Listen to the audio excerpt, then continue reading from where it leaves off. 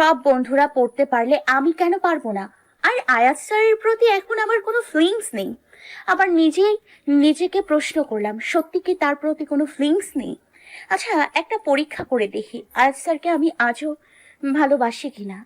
চোখ বন্ধ করে কতক্ষণ থাকবো? যদি আয়াত স্যারের চেহারা দেখি তাহলে ভালোবাসি, আর না আসলে তো নাই। আমি চোখ বন্ধ করলাম কিন্তু। প্রায় 2 বছর পর হঠাৎ করে তনয়া তার অঙ্ক টিচার মানে আয়াতকে দেখল। দেখে পুরো হাঁ হয়ে গেল। কখনো ভাবিনি কলেজে উঠে প্রথম দিন প্রথম ক্লাসে এভাবে আয়াত স্যারকে দেখতে পাবে। তনয়া এবার ইন্টার প্রথম বর্ষে। আয়াতকে দেখার সাথে সাথে তনয়ার হাতটা নিজের বাম গালে চলে গেল। 2 বছর আগে চড়ের দাগ বা ব্যথা কোনোটাই এখন নেই, কিন্তু মনের মধ্যে চড়ের দাগ বা ব্যথা ঠিকই রয়ে গেছে। কিছুটা লজ্জায়, কিছুটা ভয়ের ব্যথা। তাই নিজের অজান্তেই হাতটা গালে চলে গেল। আয়াত যে তনয়াকে দেখে কম অবাক হয়েছে তা কিন্তু না। তনয়ার মতো আয়াতের চোখে মুখেও বিস্ময়। আয়াতের 2 বছর আগের ঘটনা মনে পড়ে গেল। আয়াত কখনো ভাবেনি তনয়াকে আবার দেখতে পাবে। কয়েক মাস আগেই আয়াত এই কলেজে জয়েন করেছে অঙ্ক টিচার হিসেবে। আয়াত তনয়ার দিকে তাকিয়ে দেখে পাগলি মেয়েটা নিজের গালে হাত দিয়ে রেখেছে, যেটা দেখে আয়াত নিজের অজান্তেই হেসে ফেলল। তনয়া আয়াতের হাসিটা দেখে বুঝতে বাকি রইল না আয়াত কেন হাসতেছে। তবুও তনয়া এক ধ্যানে আয়াতের দিকে তাকিয়ে রইল। আয়াত সবার সাথে কথা বলতে বলতে তনয়ার কাছে এসে বলল। কি ব্যাপার? তুমি গালে হাত দিয়ে আছো কেন? আয়াতের কথায় তনয়ার ধ্যান ভাঙল। মামা মানে? কি বললা? ঠিক শুনি নাই, জোরে বলো। গলা থেকে হাতটা সরিয়ে। কিছু না স্যার। তাহলে গালে হাত দিয়ে আছো কেন? দাঁতে ব্যথা করছে নাকি?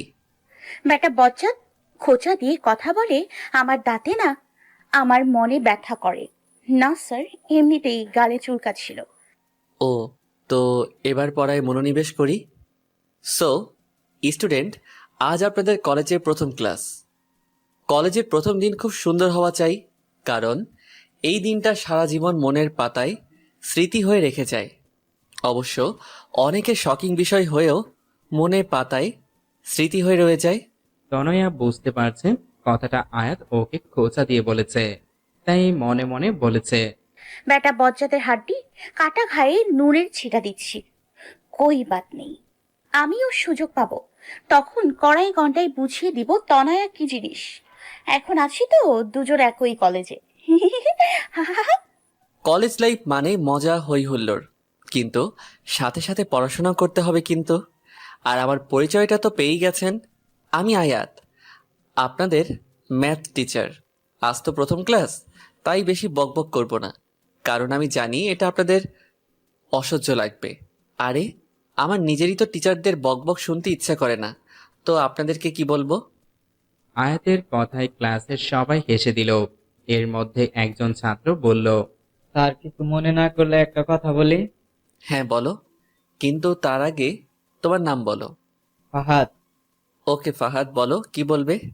স্যার আপনাকে দেখে টিচার মনে হয় না, আচ্ছা, তো কি মনে হয়?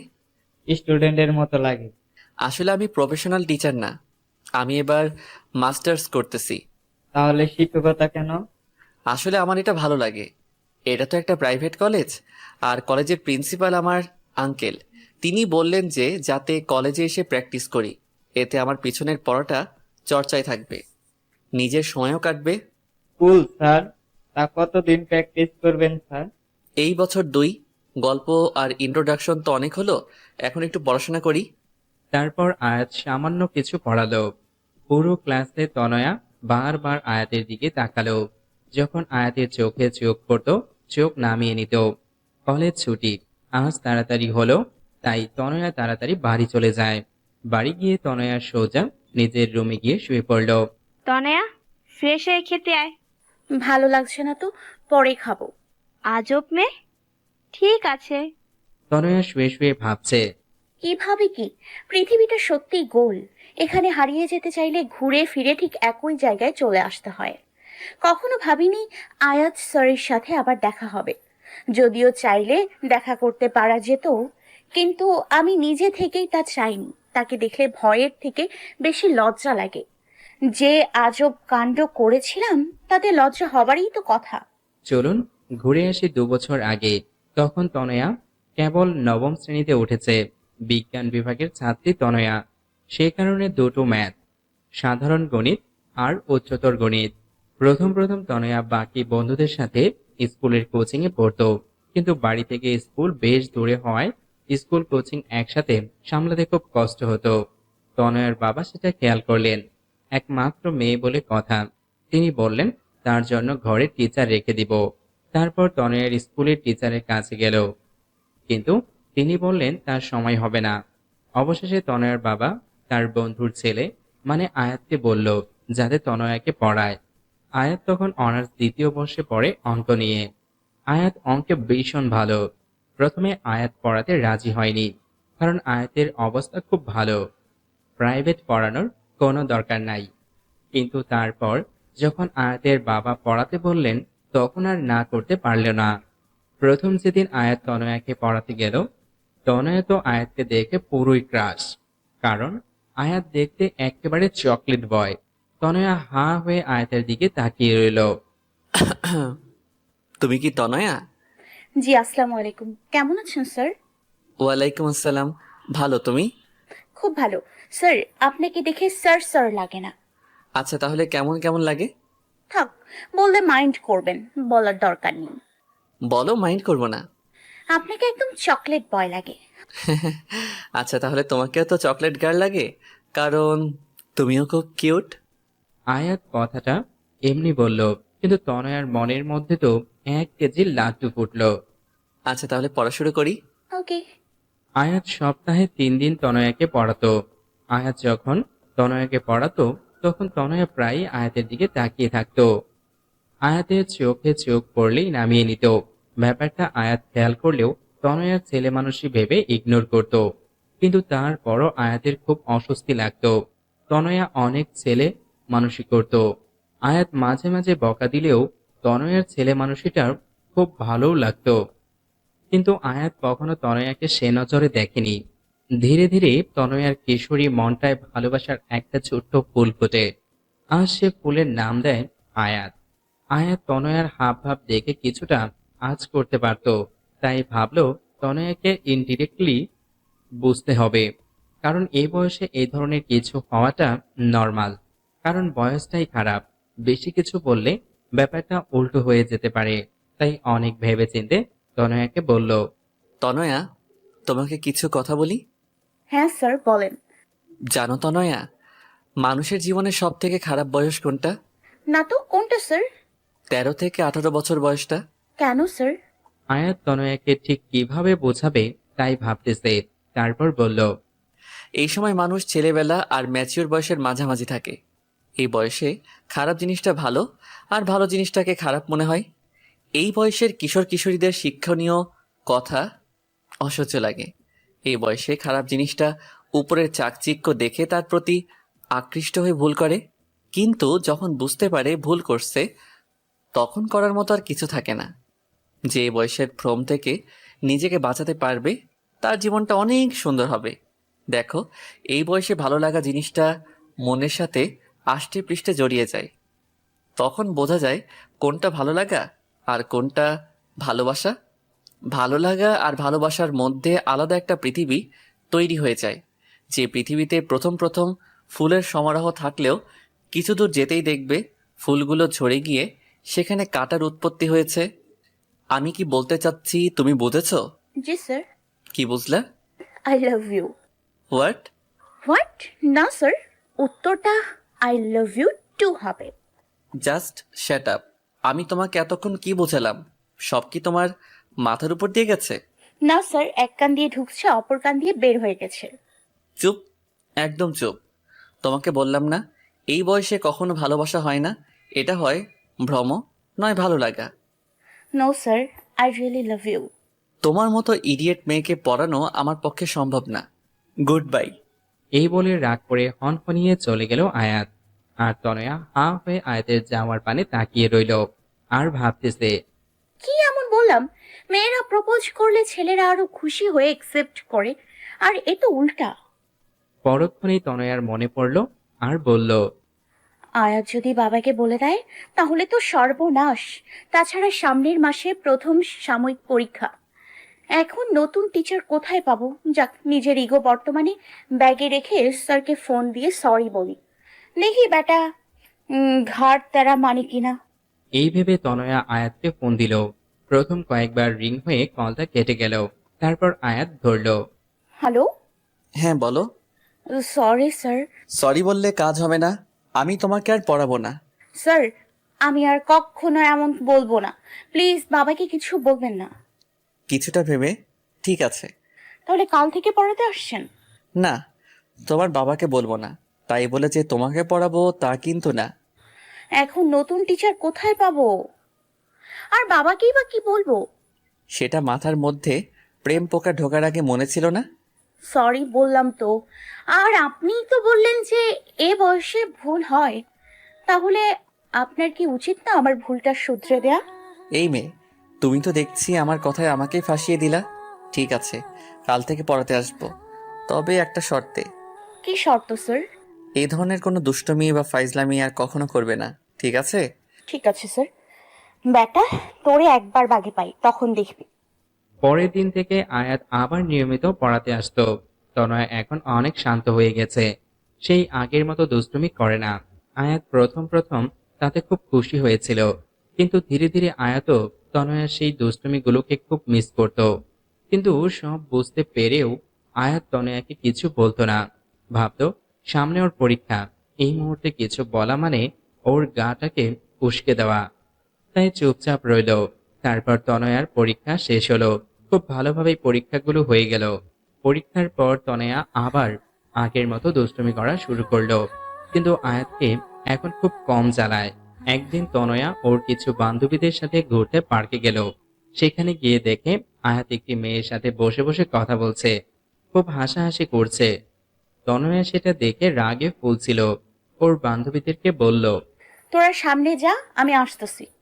তারপর সোজা গিয়ে আয়াতের সামনে দাঁড়ালো। রাগী চোখে আয়াতের দিকে তাকিয়ে আছে। আয়াত তনয়াকে দেখে বলল। আরে তনয়া, তুমি এখানে? উনি কে? আমার বন্ধু লিমা। বন্ধু নাকি অন্য কিছু? তা দিয়ে তোমার কি দরকার? তনয়া কোনো কথা না বলেই আয়াতের গালে একটা কিস করে বলল। কারণ আই স্টিল লাভ উই। উপস্থিত ঘটনায় আয়াত আর লিমা হতভম্ব হয়ে গেল। আয়াতেরও ভীষণ রাগ উঠে গেল। তারপর একটা শব্দ হলো, আর তনয়া নিজের গালে হাত দিয়ে আছে। এই মেয়ে, তোমাকে কথা বললে বোঝো না নাকি? তোমাকে এত বোঝানোর পরও বোঝো না? আর শোনো, তোমাকে আমি ভালোবাসি না, কারণ আমি লিমাকে ভালোবাসি। আর হ্যাঁ, ও আমার বন্ধু না, গার্লফ্রেন্ড। আর কখনো তোমাকে পড়াবো না। যাও, বাড়ি যাও। ধমক দিয়ে পাঠিয়ে দিল। তনয়া আয়াতের কথাগুলো শুনে কান্না করে দিল। টপ টপ করে ওর চোখ থেকে জল পড়ছে। তারপর গাল চেপে ফুপিয়ে ফুপিয়ে বলল। ভালোবাসেন না ঠিক আছে, তাই বলে চড় মারলেন কেন? আমার গালটা যে লাল হয়ে গেল, খুব ব্যথাও করছে। তনয়ার কথা শুনে আয়াতের খুব হাসি পাচ্ছে, কিন্তু এখন হেসে দিলে সব উল্টা হয়ে যাবে। তাই অনেক কষ্টে আয়াত হাসিটা আটকালো। তনয়া কাঁদতে কাঁদতে চলে গেল। আর আয়াত ওর যাবার পানে কতক্ষণ তাকিয়ে থেকে বাড়ি চলে গেল। তনয়ার ফর্সা গাল চোরের দরুনে লাল হয়ে গিয়েছে। কিরে, তোর গাল এত লাল কেন? আর বলো না মা, রিপা আছে না আমার বান্ধবী, ও দুষ্টুমি করে মশা মারতে গিয়ে গালে চড় মেরে দিল তাই। তনয়া যেন শাক দিয়ে কই মাছ ঢাকছে। তাই বলে এত জোরে যে গালে দাগ পড়ে যায়? ওকে আমি বকে দিয়েছি মা। রাতের বেলা তনয়া ওর বাবার সাথে বসে টিভি দেখছিল। তখনই ওর বাবার ফোনে ফোন আসলো। ওর বাবা যখন বলল আয়াত ফোন করেছে, ভয়ে তনোয়ার হাত পা ঠান্ডা হয়ে যাবার উপক্রম। না জানি কি না কি বলে বাবাকে। তনয়ের বাবা ফোনে কথা শেষ হলে বললেন। আয়াত নাকি আর তনয়াকে পড়াতে পারবে না। কেন? আয়াতেরও নাকি কিছুদিন পর পরীক্ষা। প্রাইভেট পড়ালে নাকি ওর নিজের পড়ায় অসুবিধা হয় তাই। তাহলে তনয়াকে কে পড়াবে? আয়াত নতুন টিচার ঠিক করে দিয়েছে। কলেজের টিচার, বয়স্ক একজন টিচার। তনয়া মনে মনে ভাবছে। বেটা বজ্জাত, আমাকে এখন বয়স্ক টিচারের হাতে দেয়া হচ্ছে। তোকে আমি দেখে নিব, কবে তা নিশ্চিত বলতে পারি না। হতে পারে 5-10 বছর পর, কিন্তু দেখে অবশ্যই নিব। তারপর আর আয়াতের সাথে তনয়ার দেখা হয়নি। তারপর তনয়া আর কারোর সাথে রিলেশন তো দূরে থাক, কেউ প্রপোজ করলেও তাকে ধরে পিটাতো। তনয়া এসএসসি পরীক্ষায় জিপিএ 5 পেল। তারপর কিছুদিন আগে এই কলেজে ভর্তি হলো। কিন্তু কপাল দুঃখে বলেন আর সুখে বলেন, প্রায় 2 বছর পর তনয়া আর আয়াতের আবার দেখা হলো। ও হ্যালো বন্ধুগণ, কল্পনা শেষ, এবার বর্তমানে ফিরে আসেন। পরের দিন তনয়া আবার কলেজে গেল। আজকে আয়াতের ক্লাস টাইমে তনয়া গিয়ে ক্লাসের পিছনের দিকটায় বসলো। আর এমন ভাবে বসলো যাতে আয়াতকে বারবার দেখতে না হয়। মানে ওর সামনের বেঞ্চে লম্বা একটা ছেলে ছিল। আয়াত এসে বারবার ক্লাসের এদিক ওদিক চোখ বোলাচ্ছিল। তারপর দেখলো তনয়া ক্লাসের পিছনের দিকে নিচের দিকে তাকিয়ে চুপচাপ বসে খাতায় আঁকিবুকি করছে। আয়াত তনয়ার বেঞ্চের পাশে গিয়ে একটা কাশি দিল। আয়াতকে দেখে তনয়া তাড়াহুড়া করে দাঁড়ালো আর হাতটা সোজা বাম গালে রাখলো। তনয়ার এই অবস্থা দেখে আয়াতের খুব হাসি পেল, কিন্তু হাসিটা চেপে রেখে বলল, কি ব্যাপার তনয়া? আমি ওখানে পড়াচ্ছি আর তুমি এখানে খাতায় কি আঁকছো? খাতাটা হাতে নিয়ে দেখে তনয়া পেট মোটা একটা কার্টুন এঁকেছে। What is this Tanaya? Sorry sir. Shut up! আমি বলছি ক্লাস টাইমে পড়ায় মনোযোগ না দিয়ে তুমি এসব কি আঁকছো? Sorry sir. It's okay, but not again. I remember sir. That's good. তারপর আয়াত আবার পড়ানো শুরু করলো আর তনয়া মনে মনে আয়াতকে এক গাদা গালি বর্ষণ করলো। পরের দিন কলেজের ব্রেক টাইমে কয়েকজন স্টুডেন্ট মিলে ঠিক করলো অঙ্ক প্রাইভেট করবে আর সবাই আয়াত স্যারের কাছে পড়বে বলে ঠিক করেছে। কিন্তু তনয়া বলল, তার কাছে না পড়ে অন্য কোনো টিচার দেখ না। কিন্তু সবাই মনস্থির করেছে আয়াত স্যারের কাছেই পড়বে, তাই সবাই মিলে আয়াতের কাছে গেল কথা বলতে। কিন্তু তনয়া গেল না। সবাই আয়াতকে পড়ানোর জন্য অনেক অনুরোধ করার পর আয়াত রাজি হলো, কিন্তু আয়াতের বাসায় গিয়ে পড়তে হবে। সবাই তাতে রাজি হয়ে গেল। আয়াত তখন তনয়াকে খুঁজতেছিল। তারপর ভাবলো হয়তো তনয়া ওর কাছে পড়বে না। তনয়া ভাবতে পড়তে যাবে কি যাবে না। তারপর ভাবলো, সব বন্ধুরা পড়তে পারলে আমি কেন পারবো না? আর আয়াত স্যারের প্রতি এখন আমার কোনো ফিলিংস নেই। আবার নিজেকে প্রশ্ন করলাম, সত্যি কি তার প্রতি কোনো ফিলিংস নেই? আচ্ছা, একটা পরীক্ষা করে দেখি আয়াত স্যারকে আমি আজও ভালোবাসি কিনা। চোখ বন্ধ করে কতক্ষণ থাকবো? যদি আয়াত স্যারের চেহারা দেখি তাহলে ভালোবাসি, আর না আসলে তো নাই। আমি চোখ বন্ধ করলাম কিন্তু। কিছুক্ষণ চোখ বন্ধ করার পর তনয়া কেঁপে উঠল। আরে আমি তো আয়াত স্যারকে ভুলে গিয়েছিলাম। তাহলে চোখ বন্ধ করলেই শুধু তাকে কেন দেখতেছি? আজব তো। কয়েকদিন পর থেকে সবাই আয়াতের বাসায় পড়তে গেল। সবাই আয়াতের বাসায় ঢুকে পড়ল, কিন্তু তনয়া ভিতরে যাবে কি যাবে না তা নিয়ে চিন্তা করছে। এর মধ্যে আয়াত দরজার সামনে এসে বলল, ভিতরে এলে তোমাকে খেয়ে ফেলবো না? আয়াতকে দেখেই বাম গালে হাত দেওয়া তনয়া অভ্যাসে পরিণত হয়েছে। ভিতরে ঢুকে তনয়া দেখল আয়াতের বাড়িটা বেশ সুন্দর করে সাজানো। ফাহাদ বলল, স্যার, আপনি কি এখানে একা থাকেন? আরে না, বাবা মা মাসখানেকের জন্য গ্রামে গেছে, কিছুদিন পরই চলে আসবে। ও, তোমরা পাশের রুমে যাও, সেখানেই সবাইকে পড়াই। সবাই আয়াতের বাসায় আসে। তারপর বসে পড়ে যে যার মতো গল্প করে, কিন্তু তনয়া চুপচাপ বসে বাইরের দিকে তাকিয়ে থাকে। ইদানিং আয়াত খেয়াল করছে তনয়া সেই আগের তনয়া নেই। আগের সেই দুষ্টমি চাঞ্চল্য তার মাঝে আর নেই। একদম শান্ত প্রকৃতির। আয়াত তনয়ার এই রূপটা একদমই পছন্দ করে না। প্রায় 4 মাস হয়ে গেছে আয়াত এখনো তনয়াকে দুষ্টুমি করতে দেখে না। কেমন যেন হয়ে গেছে, ঠিক যেমন পানির অভাবে একটি ফুল নেতিয়ে যায়, তনয়া ঠিক তেমনি নেতিয়ে গেছে। আয়াতের মনে হচ্ছে কোথাও না কোথাও এর জন্য ওই দায়ী। তাই আয়াত ঠিক করলো তনয়ের সাথে সরাসরি কথা বলবে। তনয়া শোনো। তনয়া তখন কলেজ শেষ করে বাড়ি যাচ্ছিল। আয়াতের ডাকে পিছনে ফিরল। আমাকে ডেকেছেন স্যার? হ্যাঁ, তোমার সাথে আমার কিছু কথা আছে। হ্যাঁ বলুন স্যার। এখানে না, তুমি আজকে আমাদের বাসায় সবার যাওয়ার আধা ঘন্টা আগে যাবে, যদি তুমি ফ্রি থাকো। কিন্তু স্যার। ভয় নেই, বাসায় বাবা মা সবাই আছে। বিশ্বাস না হলে আমাদের বাসার টেলিফোনে তোমার বাবাকে দিয়ে ফোন করিয়ে কনফার্ম হতে পারো। কি যে বলেন স্যার, আমি আপনাকে অনেক বিশ্বাস করি। ধন্যবাদ। বিকেলে কথা মতো তনয়া অনেক আগে পড়তে গেল। দরজার ডোরবেল বাজলো। দরজা আয়াতের মা খুলল। তাকে দেখেই তনয়া সালাম দিলেন। আসসালামু আলাইকুম আন্টি। ওয়ালাইকুম আসসালাম। আরে তনয়া, তুমি কেমন আছো? জি আন্টি, ভালো। আপনি? খুব ভালো, ভেতরে আসো। আন্টি, স্যার কোথায়? ওর রুমে আছে, তুমি বসো, আমি ওকে নিচে পাঠিয়ে দিচ্ছি। আয়াত নিতে এসে তনয়ার পাশে বসলো। স্যার কি যেন বলতে চেয়েছিলেন? তনয়া, তোমার কি কিছু হয়েছে? না তো স্যার, কিন্তু কেন? না, তুমি সেই আগের তনয়া আর নাই। কেন স্যার, আপনার এমন কেন মনে হলো? 2 বছর আগে যখন তোমাকে পড়াতাম, তখন তোমার মাঝে অন্যরকম একটা চাঞ্চল্য, দুরন্তপনা আর দুষ্টুমি ছিল, কিন্তু এখন সেটা তোমার মাঝে নেই। মনে হচ্ছে তুমি সেই তনয়াকে নিজের ভিতর বন্দি করে উপরে একটা মুখোশ পরে আছো। মনে হচ্ছে নিজেকে লুকাতে চাইছো। কোথাও এটার জন্য আমি দায়ী নই তো?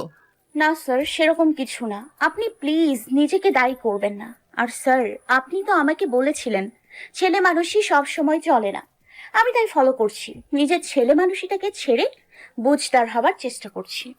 বুঝলাম, তুমি ম্যাচিওর হবার চেষ্টা করতেছো, কিন্তু তুমি কি খেয়াল করেছো বেশি বড় মানুষই দেখাতে গিয়ে তুমি নিজেকেই হারিয়ে ফেলেছো? ঠিক জানি না। তাহলে জানার চেষ্টা করো। এভাবে নিজের থেকে যদি দূরে চলে যাও তবে খুশি থাকতে পারবে না। দেখো তনয়া, সবার একটা অতীত থাকবেই। সেই তুলনায় তোমার অতীতটা নেহাত ছেলে মানুষই, কিন্তু তবুও সেটা মনের মাঝে দাগ কেটে যায়।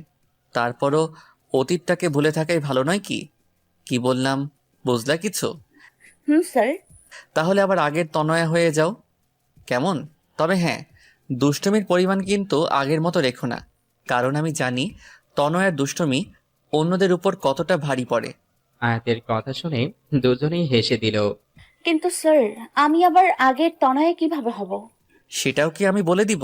প্রশ্ন যখন আপনি তুলেছেন, উত্তরও আমাকেই দিতে হবে, বুঝলেন?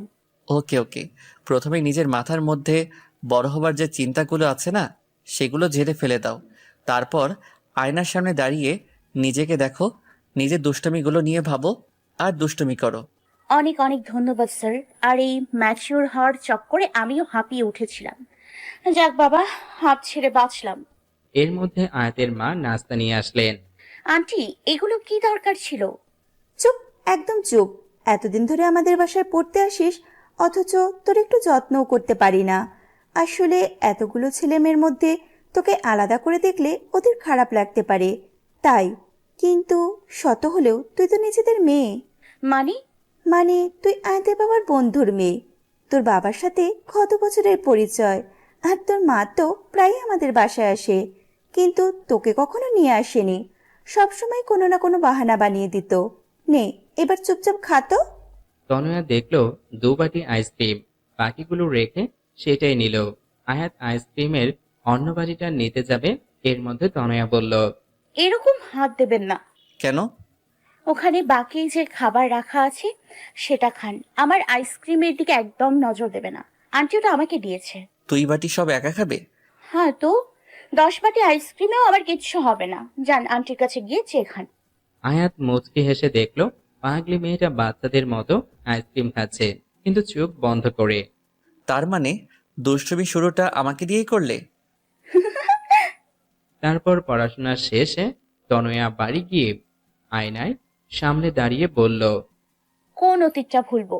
পাশের বাসার টিয়াকে যে চুলকানির ঔষধ লাগিয়ে নাচিয়েছিলাম, নাকি ক্লাসের স্যারের বেঞ্চের নিচে চুইংগাম রেখে দিয়েছিলাম, নাকি পাশের বাসার আন্টির গাছের ফুল চুরি করেছিলাম বিষয়টা। আরো অনেক আছে, ধ্যাত ভাল লাগে না। কাল আবার স্যারকে জিজ্ঞেস করতে হবে। পরের দিন আবার আয়াতের বাসায় গেল, কিন্তু আজ এখনো কেউ পড়তে আসেনি কেন? ডোরবেল বাজালে আয়াত দরজা খুলল। তুমি আজ পড়তে আসলা কেন? কেন স্যার? আরে আমি তো তিন্নিকে ফোন করে বলেছি আজকে পড়াবো না, সবাইকে জানিয়ে দিতে। ও, তাহলে মনে হয় আমাকে জানাতে ভুলে গেছে। কেন পারবেন না? আসলে মায়ের শরীরটা একটু খারাপ, তাই। ও, তা আমি কি আন্টিকে দেখতে পারি? হ্যাঁ অবশ্যই, ভিতরে আসো। তনয়া ভিতরে গিয়ে আয়াতের মায়ের সাথে দেখা করে তার অবস্থার কথা জানতে চাইল। তারপর আয়াতকে বলল। স্যার, একটু কনফিউশন ছিল। হ্যাঁ বলো। শোনেন আন্টি, স্যার আমাকে কিছু অতীত ভুলে যেতে বলেছে, কিন্তু আমি ঠিক ভেবে পাচ্ছি না কোনটা ভুলবো আর কোনটা মনে রাখবো। তা অতীতগুলো কি আমাদের বলা যাবে? কেন বলা যাবে না? অবশ্যই। তারপর তনয়া শুরু করলো তার সকল দুষ্টুমির কাহিনী। শুরু করেছে তো করেছে, শেষের তো হচ্ছেই না। আর এইদিকে আয়াত আর ওর মা তনয়ের দুষ্টুমির কথা শুনে হাসতে হাসতে অবস্থা 12টা। তনয়া, এইসব কাজ তুমি করেছো? হ্যাঁ আন্টি, আরও আছে কিন্তু ঠিক মনে পড়ছে না। কিন্তু এর মধ্যে থেকে কোনটা ভুলবো আর কোনটা মনে রাখবো তাই নিয়ে কনফিউজড আছি। একটাও বলতে হবে না। আরে আপনিই তো অতীত ভুলতে বললেন। ভুল হয়েছে আমার। আমি ভুলে গেছিলাম যে তুমি তনয়া। তুমি সবসময় আমার অস্ত্র আমার উপরই প্রয়োগ করো। তনয়া ঠোঁট ফুলিয়ে আয়াতের মায়ের দিকে তাকালো। তিনি তখনও হাসছেন। তোর মতো মেয়ে থাকলে তাদেরকেও সবসময় হাসি খুশি থাকবে। রিয়েলি আন্টি, এখন কেমন লাগছে আপনার?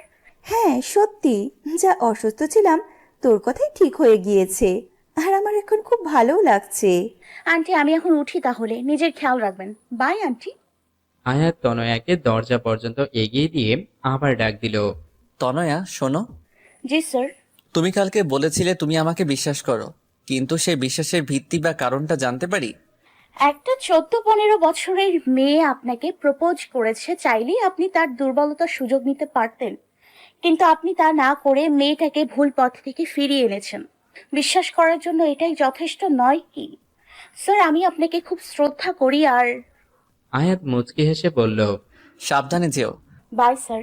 আয়াত তারপর দরজা আটকে ভিতরে যেতেই শুনে তনয়ার চিৎকার। আয়াত দ্রুত দরজা খুলে হতভম্ব হয়ে গেল। আয়াত দরজা খুলে দেখে তনয়া সিঁড়ির উপর আধা শোয়া আর আধা বসা অবস্থায় পড়ে আছে। আয়াত প্রথমে ভাবলো তনয়া হয়তো দুষ্টুমি করতেছে, কারণ এ ধরনের দুষ্টুমি তনয়া এর আগেও কয়েকবার করেছিল। তাই বলল, তনয়া, এবার আর আমাকে বোকা বানাতে পারবে না। ওঠো বলছি। তনয়া, তনয়া। কয়েকবার ডাক দিল, কিন্তু তনয়ার কোনো সাড়া শব্দ পেল না। তাই গিয়ে তনয়ার কাঁধে হাত রাখলো, আর সাথে সাথে তনয়া মাটিতে গড়িয়ে পড়ল। আয়াত হতভম্ব হয়ে গেল, কারণ তনয়ার কপালের রক্ত। দেয়ালের দিকে তাকিয়ে দেখে দেয়ালেও খানিকটা রক্ত লেগে আছে। সিঁড়িতে অনেক পানি পড়ে আছে। মনে হয় তনয়া পানিতে স্লিপ করে পড়ে গেছে। মেয়েটার মাথা ফেটে গেছে। কি যে করি? আয়াত ভাবছে। আয়াত তনয়াকে কোলে তুলবে কি তুলবে না তা নিয়ে অনেকটা অস্বস্তি বোধ করছে। তারপর ভাবলো, ওসব পরে ভাববো, আগে মেয়েটাকে ভিতরে নিয়ে যাই। আয়াত তনয়াকে কোলে তুলে বলল। আরে, মেয়েটাকে দেখতে তো অনেক শুকনা, কিন্তু ওজন কম করে হলেও 42 হবে। আয়াত তনয়াকে নিয়ে ওর মায়ের রুমে শোয়ালো। আরে কি হয়েছে ওর? মা মনে হয় সিঁড়ি দিয়ে স্লিপ করে পড়ে গেছে। দেখো না, মেয়েটার মাথা ফেটে গেছে। তাড়াতাড়ি ডাক্তারকে ফোন কর। হ্যাঁ মা, করছি, কিন্তু তুমি ব্যস্ত হয়ে নিজের শরীর খারাপ করো না। আয়াত ডাক্তারকে ফোন করে তনয়ার মাথার রক্তটা মুছে কিছুটা অ্যান্টিবায়োটিক ক্রিম লাগিয়ে দিল, যাতে তাৎক্ষণিকভাবে রক্তটা থেমে যায়। তারপরে তনয়ার বাবা মাকে ফোন করে আসতে বলল। তনয়া তখনও অজ্ঞান। তাদের ফোন করার পর আয়াত তনয়ার চোখে মুখে পানির ঝাপটা দিল। তনয়া চোখ খুলে দেখে আয়াত আর আয়াতের মাও ওর সামনে বসে আছে। এই মেয়ে পড়ে গেলে কিভাবে? কোন ব্যাককেল যেন সিঁড়িতে পানি ফেলেছে। দেখেছি, কিন্তু কে সেটা জানি না। তাহলে তাড়াতাড়ি জানেন। তার অবস্থা আমি 12টা বাজাবো। মাথাটা প্রচন্ড ব্যথা করতেছে। আর কোথাও ব্যথা পাইছো? হ্যাঁ, পায়ে খুব ব্যথা করছে, মনে হয় মচকে গেছে। আয়াত তনোয়ার পায়ে হাত দিয়ে পাটা দেখছে। স্যার কি করছেন? প্লিজ পায়ে হাত দেবেন না, আপনি আমার শিক্ষক। চুপ, একদম চুপ।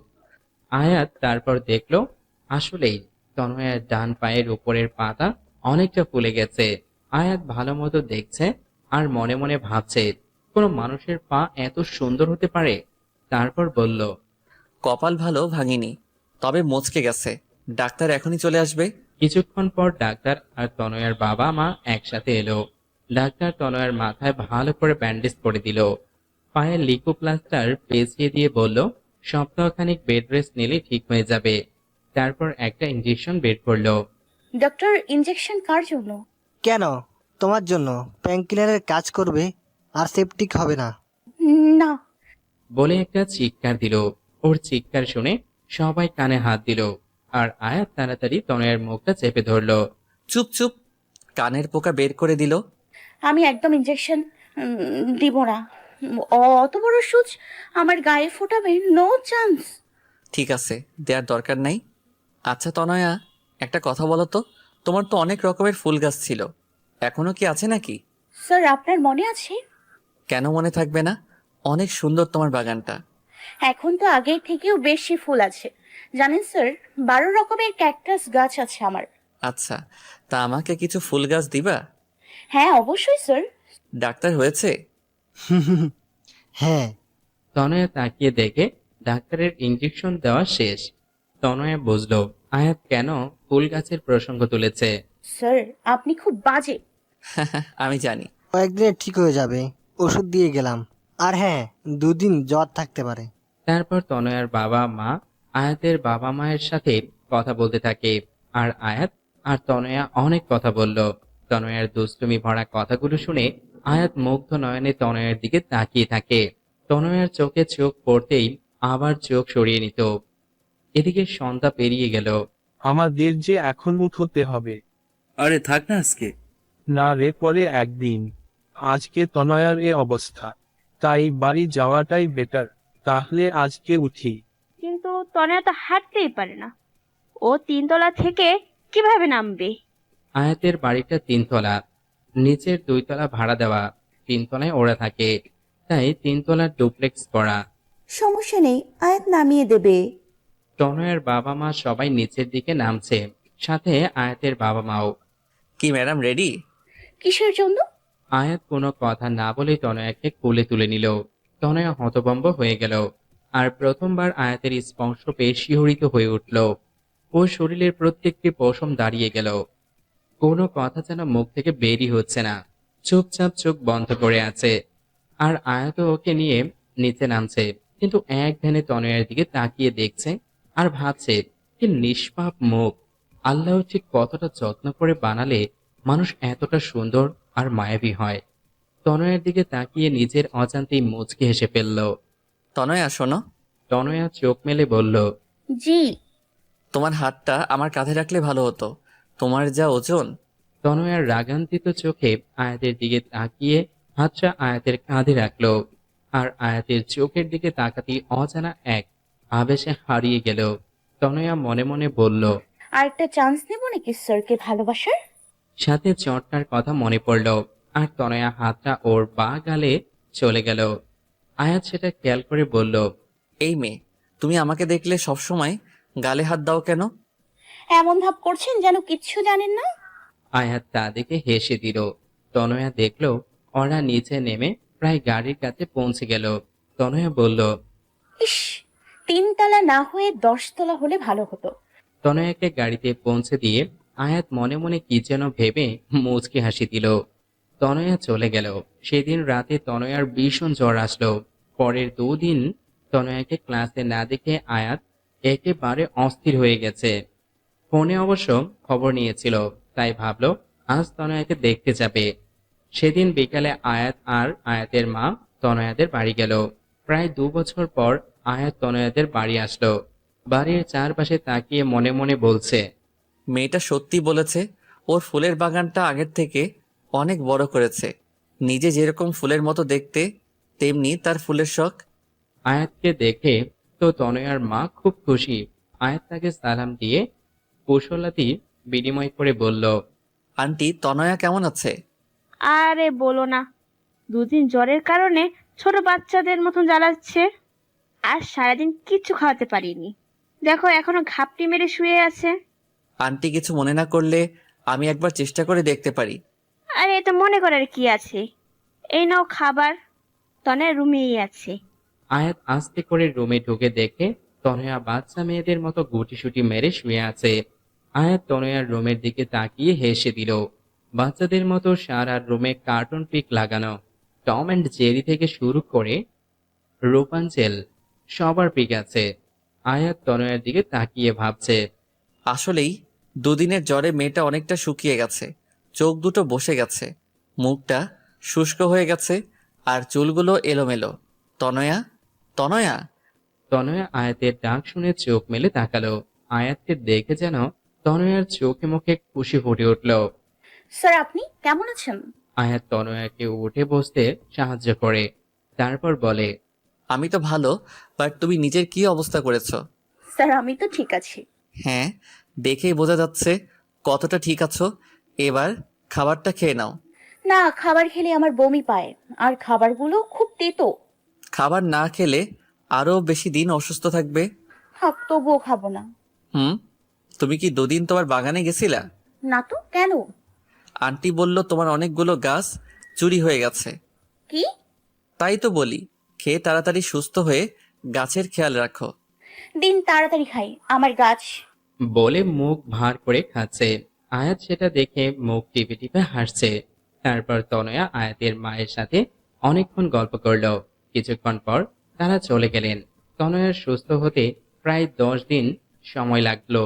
এই 10 দিন আয়াত ক্লাসে তেমন কোনো মনোযোগ দিতে পারলো না। তনয়াকে খুব মিস করত, কিন্তু কেন সেটা সে নিজেও ভেবে পাচ্ছিল না। তনয়া এখন নিয়মিত কলেজে আসে। দিন চলে যাচ্ছে, আর তনয়া আর আয়াতের সম্পর্কটা আগের থেকে অনেকটা কাছে এসেছে। খুব ভালো বন্ধুত্ব হয়ে গেছে দুজনার। তারপর তনয়ার প্রথম বর্ষের ফাইনাল পরীক্ষা শুরু হলো, আর পরীক্ষা খুব ভালোভাবেও হয়ে গেল। একদিন তনয়া বন্ধুদের সাথে একটু রেস্টুরেন্টে গেল। সেখানে আয়াতের জিএফ লিমাকে দেখলো কার সাথে যেন কথা বলছে। তনয়া লিমাকে প্রথম দেখে চিনে ফেলল। তারপর মনে মনে বলল, কি করে ভুলবো এই শয়তানিকে? আমার অঙ্ক স্যারকে আমার কাছে থেকে চুরি করে নিয়ে গেল। চুন্নি কোথাকার? কিন্তু চুন্নিটার সাথে কে? আয়াত স্যারের মতো তো লাগছে না। যাই একটু দেখে আসি আর জ্বালিয়েও আসি। তনয়া ওর বন্ধুদের বলল। তোরা খাবার অর্ডার দে, আমি এক্ষুনি আসতেছি।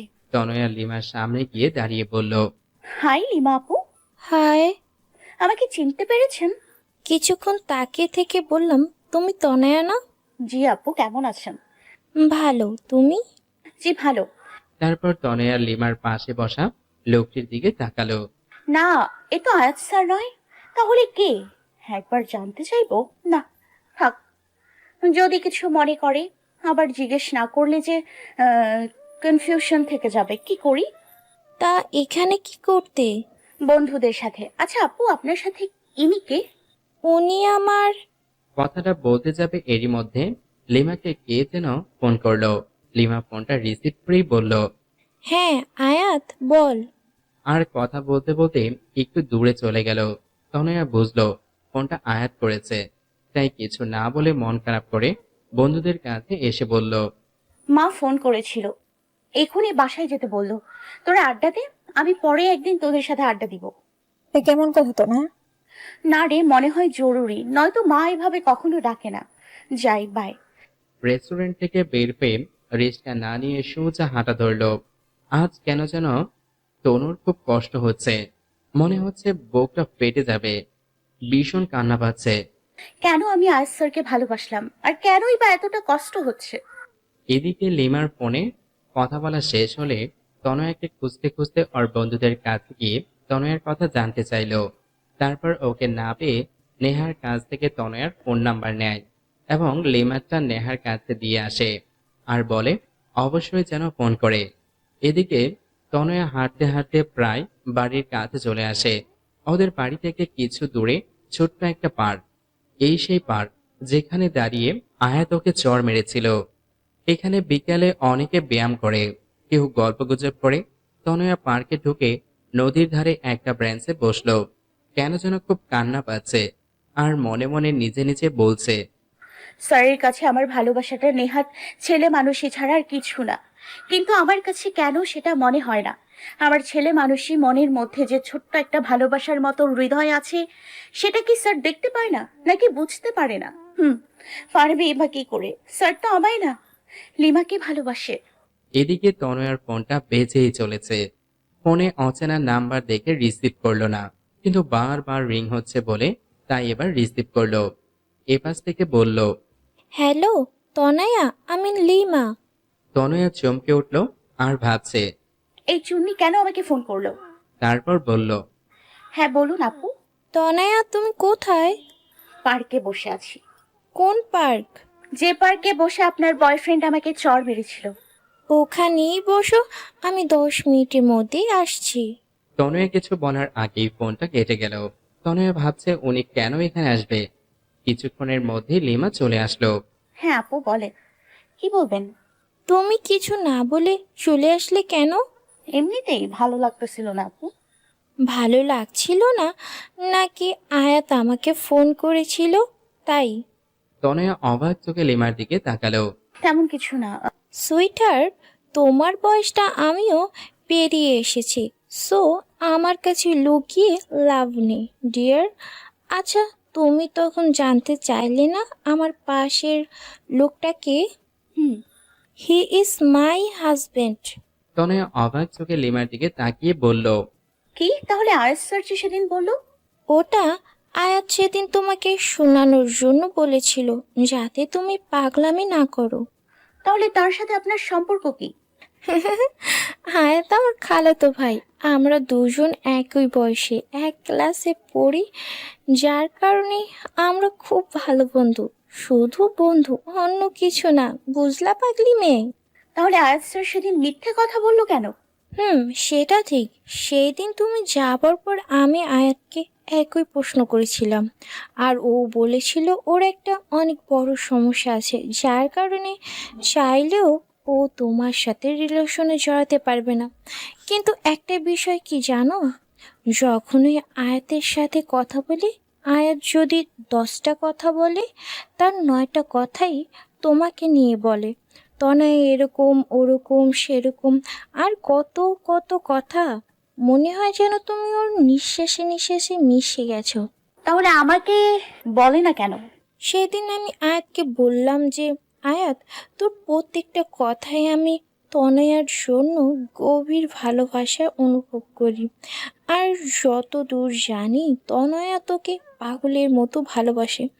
তাহলে তুই মেয়েটাকে বলে দে, মেয়েটাকে আর কষ্ট দিস না। আয়াত তখন কি বলল জানো?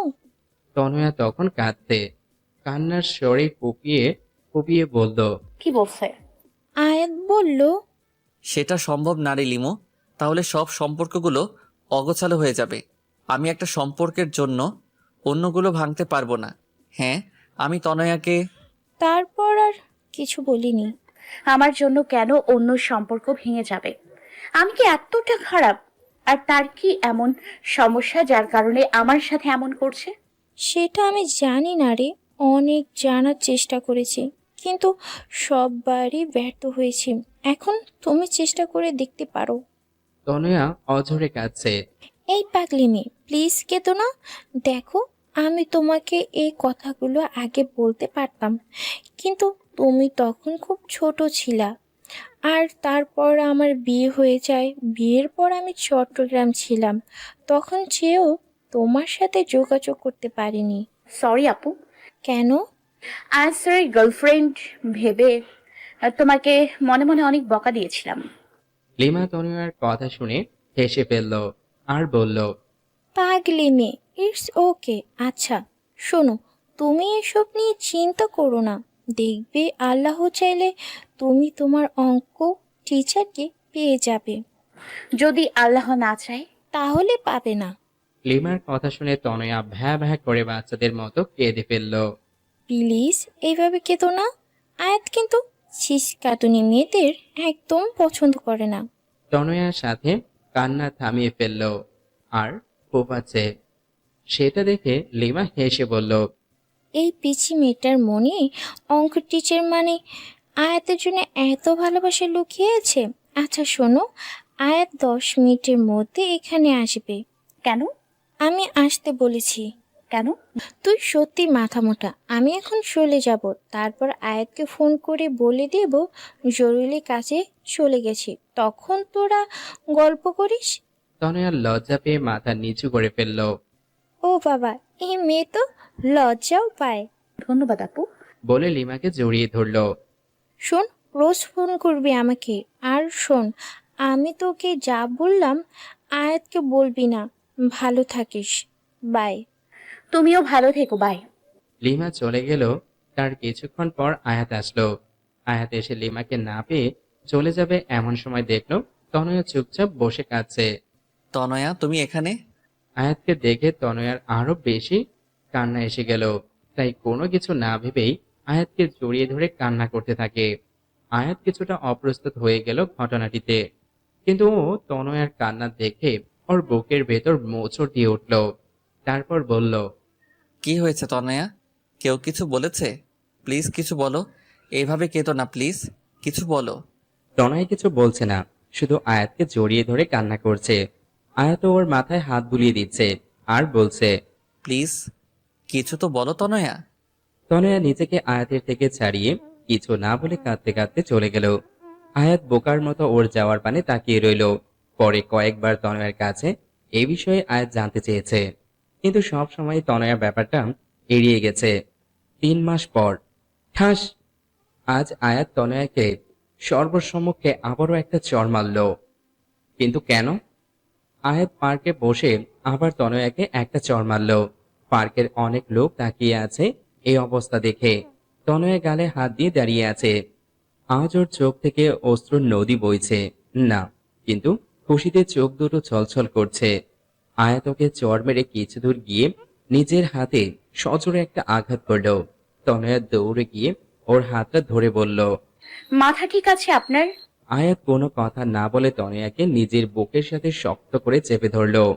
তনয়া হতবাক হয়ে গেল। তনয়া নিজেকে ছাড়ানোর চেষ্টা করছে, কিন্তু পারছে না, কারণ আয়াত ওকে এতটা শক্ত করে জড়িয়ে ধরে আছে। তনয়া চেষ্টা করে নিজেকে ছাড়াতে পারছে না। নেহা আর নয়ন, তনয়ার ক্লাসমেট, ওদের দিকে তাকিয়ে মুচকি মুচকি হাসছে, কারণ ওদের প্ল্যান কাজে দিয়েছে। প্ল্যানটা কি? চলুন 3 মাস আগে। লিমার সাথে কথা বলার পর তনয়া অনেকবার বিভিন্নভাবে আয়াতের সমস্যাটা জানতে চেষ্টা করেছে, কিন্তু সব সময় ব্যর্থ হয়েছে। তাই ভাবলো, আয়াস স্যার যেমন লিমার নাম করে আমাকে খেপিয়েছে, তেমন কিছু করলে কেমন হয়? তাই নেহার সাথে কথা বলল, কারণ নেহা তনয়ার বিষয়ে প্রায় সব কথাই জানে। তাই নেহা বলল, সেটা ঠিক হবে। তুই অন্য কারোর সাথে রিলেশন করিস, শুনলে আয়াত স্যারের ভীষণ হিংসা হবে। কিন্তু নকল বয়ফ্রেন্ড কোথায় পাবো? এক কাজ কর, আমার বয়ফ্রেন্ড মানে নয়নকে কয়েকদিনের জন্য ধার নে। আর আমার আর নয়নের সম্পর্কের কথা তো তেমন কেউ জানে না, তাই সন্দেহ হবে না। নয়নকে আমি বুঝিয়ে বলবো। শুধু দুজন আয়াত স্যারের সামনে হেসে হেসে কথা বলবি, আর কিছু করবি না। কিন্তু নয়ন কিন্তু আমার মনে রাখিস। চুপ! আমার টেস্ট অত খারাপ না যে অন্যের ইউজ করা জিনিস নিজে ব্যবহার করব। আমার জন্য তো আমার অঙ্ক টিচারই ঠিক আছে। হুম। পরের দিন থেকে প্ল্যান মতো কাজ করা শুরু করলো। আয়াত ক্লাসে আসলে তনয়া নয়নের সাথে কথা বলতো, হাসাহাসি করত। কলেজ থেকে প্রায় একসাথে যেত। এমনকি আয়াতের বাসায় গিয়েও দুজন একসাথে বসতো, কথা বলতো। আয়াত সেগুলো নোটিস করত আর ভীষণ রাগী চোখে তনয়ার দিকে তাকাতো। তনয়া সেগুলো দেখে মনে মনে হাসতো আর বলতো, আমাকে কষ্ট দেয়া না, এবার দেখবে আর জ্বলবে আর লুচির মতো ফুলবে। তো সেদিন আয়াত পার্কে আসবে সেটা তনয়া জানতো। তাই আগে থেকে নয়নের সাথে পার্কে গিয়ে বসে বসে কথা বলছে আর জোরে জোরে হাসছে। সেটা দেখে আয়াতের পা থেকে মাথা পর্যন্ত গরম হয়ে গেল। সাথে সাথে গিয়ে তনয়ার সামনে দাঁড়ালো। তনয়ার হাতটা টান দিয়ে দাঁড় করিয়ে ঠাস। আয়াত এখনো তনয়াকে জড়িয়ে ধরে আছে। তনয়াও এখন নিজেকে ছাড়ানোর বৃথা চেষ্টা করছে না। আয়াতের বুকে কান পেতে ওর হৃদয়ের আওয়াজটা শোনার চেষ্টা করছে। চোখ বন্ধ করে অনুভব করছে ওর হৃদয়ের আওয়াজটা। হঠাৎ কি এমন মনে করে আয়াত তনয়াকে ছেড়ে দিয়ে চলে যেতে চাইল। এবার তনয়া আয়াতের হাতটা টেনে ধরল। দাঁড়ান! আয়াত মাথা নিচু করে দাঁড়িয়ে আছে। যখন তখন আমাকে চর মারবেন, আবার জড়িয়ে ধরবেন। আমার গালটা কি বাংলা লিঙ্ক নামে পাইছেন? চর মারলেন তো মারলেন, তারপর টানা 10 মিনিট জড়িয়ে ধরে রাখলেন। দেখেন লোকজন কেমন করে তাকিয়ে আছে। আপনার সমস্যাটা কি বলবেন? কোনো সমস্যা নাই, আমার কাজ আছে।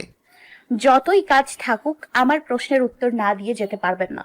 আমি তোমার প্রশ্নের উত্তর দিতে বাধ্য নই। বাধ্য, 100 বার বাধ্য। তনয়া আয়াতের হাতটা ধরে টেনে নিয়ে নদীর পাড়ে নিরিবিলি একটা জায়গায় নিয়ে বলল, স্যার, আমি জানি আপনি আমাকে, কিন্তু আপনি কেন আমায় ইগনোর করছেন সেটা বলবেন প্লিজ। আর হ্যাঁ, নয়নের সাথে আমার কোনো সম্পর্ক নেই। এতদিন যা দেখছেন সবটাই আপনাকে রাগানোর জন্য। আয়াত অবাক চোখে তনয়ার দিকে তাকিয়ে বলল, তনয়া, তোমার বয়স কত? হ্যাঁ, আপনার তো অন্য কিছু বলার কথা। আগে বলো, তারপর বলছি। 17 বছর। 18 বছর হতে কতদিন বাকি? এইচএসসি পরীক্ষার বাকি তো প্রায় 5 মাস, আর পরীক্ষার মধ্যেই 18তে পা দিব। তোমার প্রশ্নের জবাবগুলো আমি তোমার এইচএসসি পরীক্ষার পর দিব, কিন্তু তার আগে তোমাকে আমাকে একটা ওয়াদা করতে হবে। কি ওয়াদা? তোমাকে পরীক্ষায় ভালো রেজাল্ট করতে হবে। যদি তা না করো তাহলে আর আমার সাথে কথা বলার চেষ্টাও করবে না। ওকে, ডান। তনয়া পরের দিন থেকে কলেজে যেত। আয়াত ক্লাস করাতো, কিন্তু তনয়ার দিকে তাকাতো না পর্যন্ত। তনয়ার মনে মনে খুব অভিমান হতো আয়াতের উপর। এমনকি আয়াতদের বাসায় পড়তে গেলেও আয়াত চুপচাপ পড়াতো, কিন্তু সহজে তনয়ের দিকে তাকাতো না। আয়াতের এমন আচরণে তনয়ার খুব কষ্ট লাগতো। আয়াতের এভাবে ইগনোর করাটা তনয়া মেনে নিতে পারছিল না। কয়েক মাস মাত্র বাকি পরীক্ষার, তাই কলেজ কমিটি আর স্যারেরা মিলে সিদ্ধান্ত নিল সব পরীক্ষার্থীদের নিয়ে কক্সবাজারে ঘুরতে যাবে। যেহেতু সব টিচার যাবে, তাই আয়াতও তাদের সাথে যাবে। তনয়া সেটা শুনে ভাবলো, আমি গেলে হয়তো স্যার ঠিকমতো এনজয় করতে পারবে না, তার থেকে আমার না যাওয়াই বেটার হবে। তাই ওর বন্ধুদের বলল ও যাবে না। নেহা সেটা আয়াতকে বলে দেয়। পরের দিন আয়াত ক্লাসে এসে বলে, স্টুডেন্ট, এটা একটা শিক্ষা সফর। আমার মতে এখানে সবার যাওয়া উচিত। কেউ নিজের ব্যক্তিগত সমস্যা এটার মধ্যে টেনে না আনলেই বোধহয় ভালো হবে। তনয়া বুঝলো আয়াত কথাগুলো ইনডিরেক্টলি তনয়াকেই বলছে। তনয়া তারপর কি ভেবে যেন যাওয়ার জন্য রাজি হয়ে গেল। আগে আয়াত যতটা তনয়াকে ইগনোর করত, তনয়া এখন তার থেকে 3 গুণ বেশি আয়াতকে ইগনোর করে। এসব করতে তনয়ার কষ্ট হয়, খুব কষ্ট লাগে, কিন্তু তবুও আয়াতের উপর রাগ দেখিয়ে কাজগুলো করে। আজ ওরা সবাই শিক্ষা সফরে যাচ্ছে। 3টা বাস, প্রত্যেক বাসেই টিচার আছে। কপাল গুনে আয়াত তনয়ার বাসেই উঠল এবং নেহা বুদ্ধি খাটিয়ে আয়াতকে তনয়ার পাশে বসিয়ে দিল। তনয়া সেটা দেখে জানালা দিয়ে বাহিরের দিকে তাকিয়ে আছে। বাসটা সাই সাই চলছে। প্রায় 14 থেকে 16 ঘন্টা বাসে থাকা লাগবে। যদিও বাস মাঝে মাঝে পথে থামবে, কিন্তু তবুও তনয়ার বাসে চড়ার তেমন অভ্যাস নাই। আর তাছাড়া তনয়ার বেশিক্ষণ জার্নি করলে বমি পায়, তাই তনয়া ব্যাগে বমির মাথা ব্যথার ওষুধ নিয়েছিল, কিন্তু বোকার মতো সেগুলো হ্যান্ডব্যাগে না নিয়ে জামা কাপড়ের ব্যাগে রেখে দিয়েছে, যেটা বাসের বক্সে রাখা হয়েছে। বাস চলার ঘন্টা 3 মধ্যেই তনয়ার মাথা ব্যথা শুরু হলো, সাথে মাথাও ঘুরছে, বমিও পাচ্ছে, কিন্তু খুব কষ্টে তনয়া সেটা আটকানোর বৃথা চেষ্টা করছে। আয়াত তনয়ার দিকে তাকিয়ে বুঝলো ওর খুব কষ্ট হচ্ছে, কারণ ইতিমধ্যে তনয়ার চোখ মুখ শুকিয়ে গেছে। আজ প্রায় 2 মাস পর আয়াত তনয়ার সাথে ঠিকমতো কথা বলছে। তনয়া, তোমার কি খুব কষ্ট হচ্ছে? তনয়া মাথা নাড়িয়ে বলল, না। দেখো তনয়া, কোনো সমস্যা হলে না বলে কিভাবে বুঝবো? মাথা। এটুকু বলার সাথে সাথে বমি করে দিল। আর কোনো কথা বলতে পারছে না, শুধু বমি করাটাকে থামানোর বৃথা চেষ্টা করছে।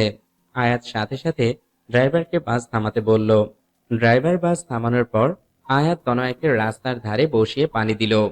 তনয়ার বমি করা দেখে কোনো বন্ধুই ওর কাছে আসলো না, কারণ ব্যাপারটা স্বাভাবিক। মানুষ বমি জিনিসটাকে বড্ড অস্বস্তিকর বিষয় ভাবে, কিন্তু আয়াত তনয়ার কাছে গিয়ে ওর পিঠে হালকাভাবে হাত বুলিয়ে দিচ্ছিল, ওকে পানি খাইয়ে দিল, ওর মুখটা ভালোভাবে পরিষ্কার করে দিচ্ছিল। তনয়া অপলক দৃষ্টিতে আয়াতের দিকে তাকিয়ে ভাবছে, লোকটার প্রত্যেকটা কাজে আমার প্রতি ভালোবাসার অনুভূতি পাই, কিন্তু কেন আমাকে নিজের থেকে এত দূরে রাখে? কি তার সেই সমস্যা? তারপর তনয়াকে ঔষধ খাইয়ে সবাই আবার বাসে ওঠে। বমি করার পর তনয়া অনেকটা ক্লান্ত হয়ে পড়ে, যার কারণে তনয়া কিছু দূর যেতেই ঘুমিয়ে পড়ে। বাসের প্রায় সবাই অনেক হই হুল্লাড় করার কারণে ক্লান্ত হয়ে ঘুমাচ্ছে। আয়াত দেখলো তনয়ার মাথাটা বারবার নিচের দিকে পড়ে যাচ্ছিল, যেমন ঘুমের মাঝে মানুষের হয় আর কি। তাই আয়াত নিজের হাতটা তনয়ার কাঁধে রেখে তনয়ার মাথাটাকে নিজের কাঁধে রাখলো। আয়াত অপলক দৃষ্টিতে তনয়ার দিকে তাকিয়ে আছে আর ভাবছে, ইস, যদি সারা জীবনের মতো তোমাকে এভাবে রাখতে পারতাম। কিন্তু হয়তো আমার ভাগ্যে তোমাকে পাওয়াটা নাই। তোমাকে পেলে হয়তো জীবনে কোনো চাওয়া থাকতো না, কিন্তু বিবেকের কাছে আবেগ আর সমস্ত চাওয়া সব সময় পরাজিত। আমি জানি তোমাকে ভালোবাসাটা আমার তুচ্ছ আবেগ না, কিন্তু সত্যিকারের ভালোবাসাটাও এক ধরনের তীব্র আবেগ। খুব ইচ্ছা করে এই পিচ্চি তনয়াটাকে আমার হৃদয় খাঁচায় সারা জীবনের জন্য বন্দি করে রাখি, কিন্তু আমি জানি হয়তো তা সম্ভব না। আমি তোমাকে আমার সমস্যার কথাগুলো বললে হয়তো তোমার জীবনটা তছনছ হয়ে যাবে, তোমার ভবিষ্যৎটা নষ্ট হয়ে যাবে, কারণ কষ্ট সহ্য করার বয়সটা যে তোমার এখনো হয়নি। আয়াত তনয়ার দিকে তাকিয়ে থাকতে থাকতে ঘুমিয়ে পড়ে। কিছুক্ষণ পর তনয়ার ঘুম ভাঙে, কিন্তু তনয়ার মনে হচ্ছে কারো হৃদয়ের মাঝে আছে ও। মাথাটা হালকা ওঠাতেই দেখে আয়াতের কাঁধে ওর মাথাটা রাখা। নিজের অজান্তেই তনয়ার মুখে হাসি ফুটে উঠল।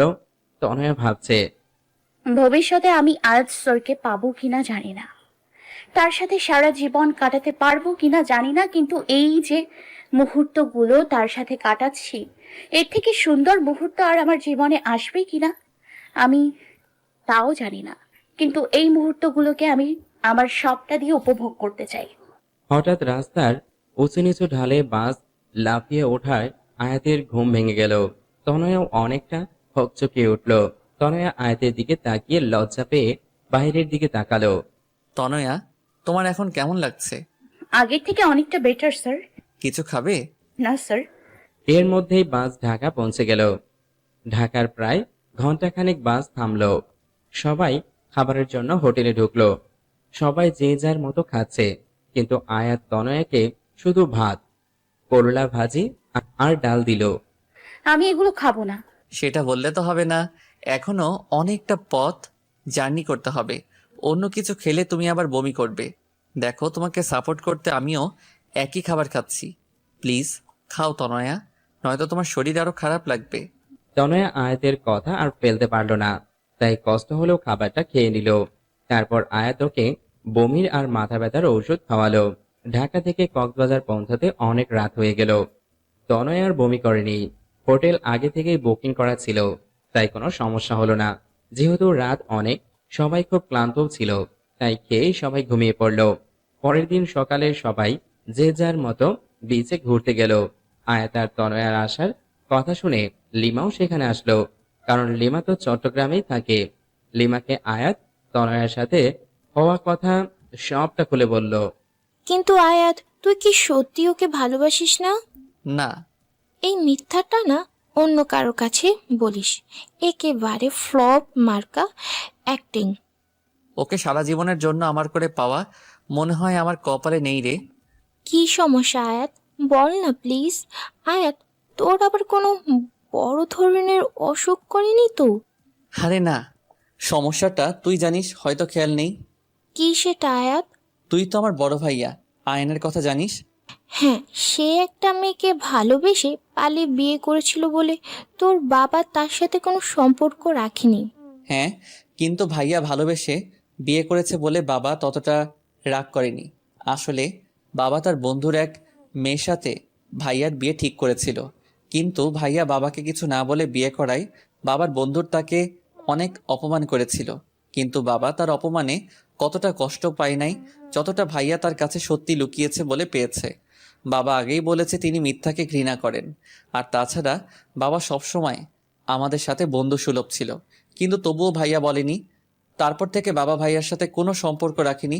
আমি অনেকবার চেষ্টা করেছি বাবাকে বোঝানোর, কিন্তু তিনি আমার কোনো কথাই শোনেননি।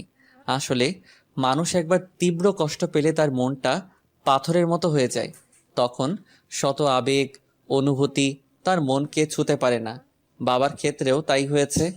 কিন্তু আয়াত, তোর ভাইয়ার ভালোবাসার সাথে তোর ভালোবাসার কি সম্পর্ক? হ্যাঁ, সেটাই বলছি। আচ্ছা লিমা, তুই কি জানিস তনয়া আমাকে ঠিক কতদিন ধরে ভালোবাসে? হ্যাঁ, প্রায় 4 বছর। না, 3 বছর 8 মাস ধরে আমি তনয়ার চোখে আমার জন্য ভালোবাসা দেখেছি। কিন্তু জানিস আমি তনয়াকে ঠিক কতদিন ধরে ভালোবাসি? ঠিক কতদিন বলতে পারবো না, তবে তনয়ার থেকে কম দিন। 4 বছর 13 দিন। কি, তুই তনয়াকে আগে থেকেই চিনতিস? হ্যাঁ, তনয়াকে আমি প্রথম দেখি আমার এক বন্ধু রবির বাসায়, আর প্রথম দেখায় তনয়ের উপর কেমন যেন একটা অনুভূতি কাজ করা শুরু করে দিয়েছিল। রবির ছোট বোনের জন্মদিনে এসেছিল তনয়া, কারণ তনয়া রবির বোনের বান্ধবী, জানিস রবির ছোট বোনকে? কে? তনয়ার সবচেয়ে কাছের বান্ধবী নেহা। তারপর নেহার থেকেই তনয়ার সম্বন্ধে সবকিছু জানি। সব জেনে দেখলাম তনয়া আমার থেকে প্রায় 6 বছরের ছোট। আর এত ছোট বয়সী মেয়ের সাথে রিলেশন করাটা নেহাত বোকামি। আর তাছাড়া তনয়া তখন রিলেশনে জড়ালে ওর পড়ালেখায় ক্ষতি হতো, ওর ভবিষ্যৎ অন্ধকারের দিকে যেত। যাকে এতটা ভালোবেসে ফেলেছি তার ভবিষ্যৎ কিভাবে নষ্ট করি বল? আর তাছাড়া দুটো মানুষ যখন রিলেশনে থাকে তখন একে অপরের মাঝে কিছুদিন পর শয়তানের তাড়নায় একটা আলাদা অনুভূতি তৈরি হয়। চুম্বকের বিপরীত মেরু যেমন একে অপরকে আকর্ষণ করে, ঠিক তেমনি প্রেমিক প্রেমিকার মধ্যেও এই আকর্ষণ কাজ করে। আর তখন তারা না চাইতেও নোংরামিতে জড়িয়ে পড়ে। আমি তো ছেলে, নোংরামি করে পার পেয়ে যেতাম, কিন্তু আমার তনয়া তো ছোট, ও হয়তো সমাজের প্যাচ বুঝতে না পেরে নিজের ক্ষতি করে বসতো। তাই সবসময় তনয়ার থেকে দূরে দূরে থেকে ওকে ভালোবেসেছি। কিন্তু উপরওয়ালা বোধহয় আমাদের নিয়ে খেলতে ভালোবাসে। আমি তনয়াকে পড়ানোর কথা শুনেই না করে দিলাম, কিন্তু বাবার কথা ফেলতে পারলাম না। কিন্তু তারপর তনয়াকে প্রথমবার পার্কে এই কারণে চর মেরেছিলাম যে তনয়া যেন ভুল পথে পা না বাড়ায়। আমি হয়তো তনয়াকে পড়াতাম না, তাই অন্য কোনো ছেলে যাতে না পড়ায়, তাই তনয়ার জন্য আমি টিচার ঠিক করে দিলাম। তনয়াকে স্কুলে কেউ প্রপোজ করার আগেই তাকে যেভাবেই হোক তনয়ার থেকে দূরে সরিয়ে দিতাম। তনয়া হয়তো 2 বছরে আমাকে একবারও দেখেনি, কিন্তু 2 বছরের একটি দিনও আমি তনয়াকে না দেখে থাকিনি। তারপর হয়তো আমার ভাগ্যের জোরে তনয়া আমার কলেজেই ভর্তি হলো।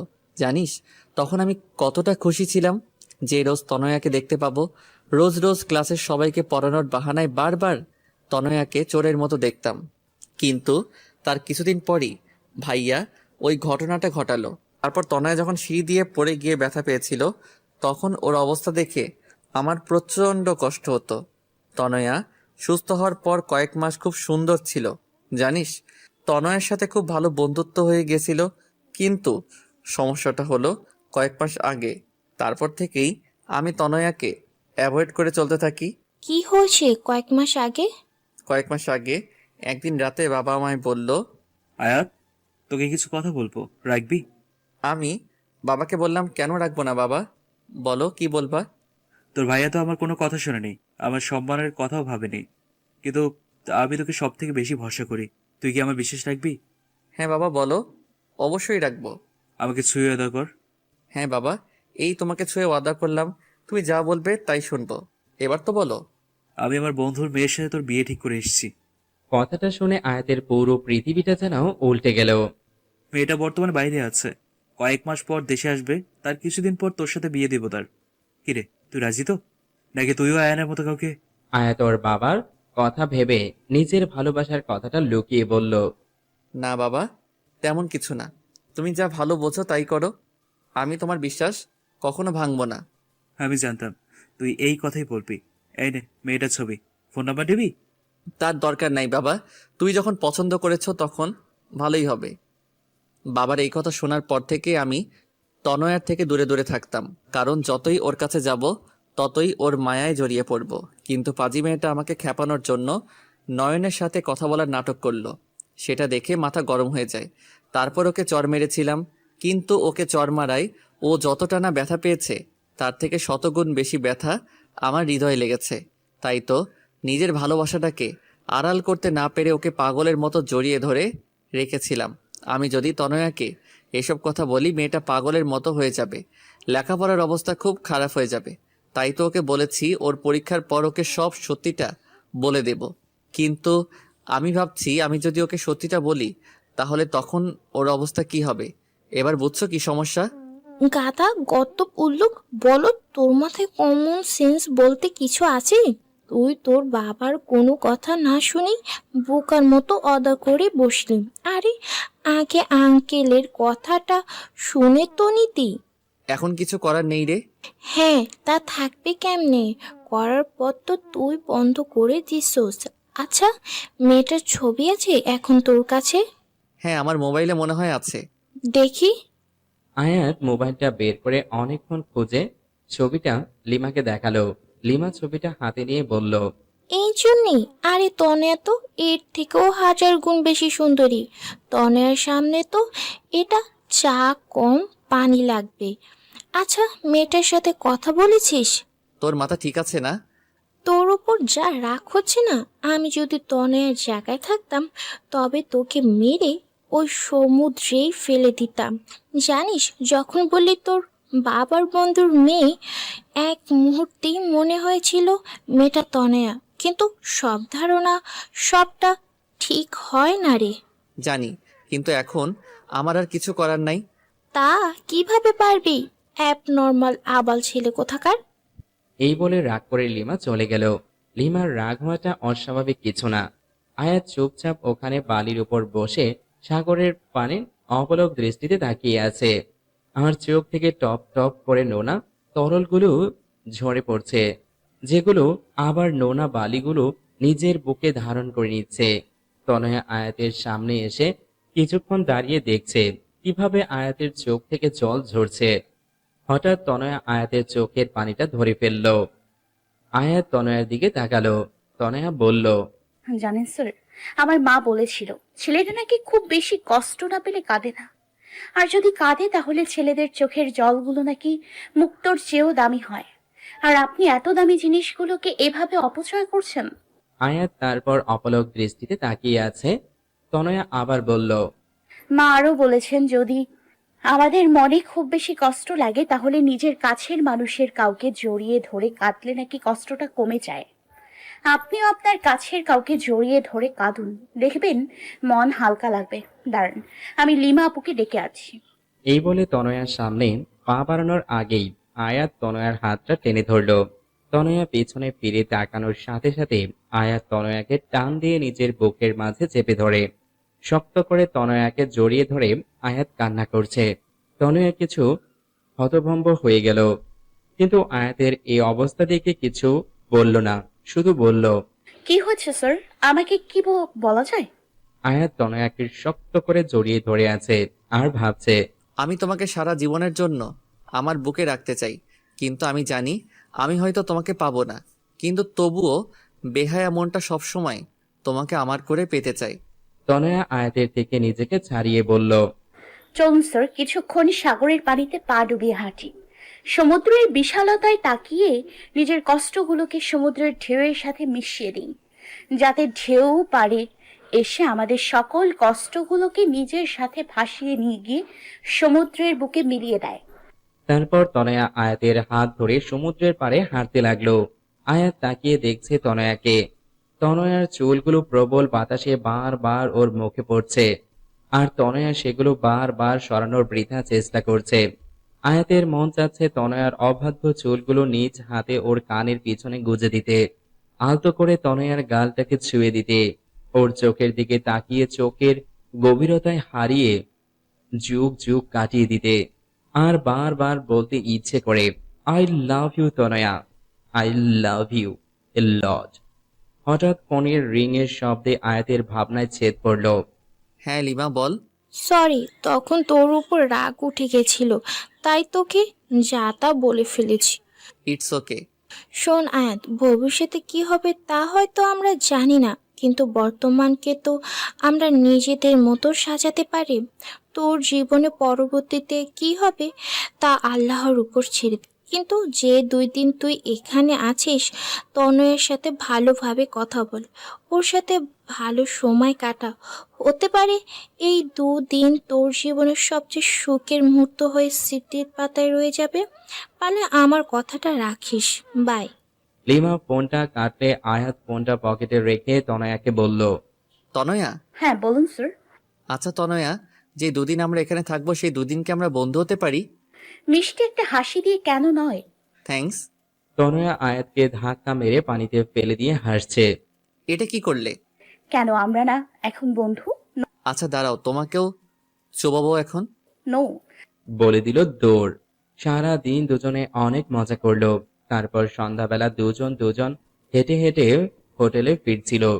তখন আয়াত হাঁটছে আর ভাবছে, যেদিন তনয়া সত্যিটা জানবে ও ঠিক কিরকম রিয়াক্ট করবে তা ভেবেই মনটা সমুদ্রে ওঠা অশান্ত ঝড়ের মতো উথাল পাথাল করছে।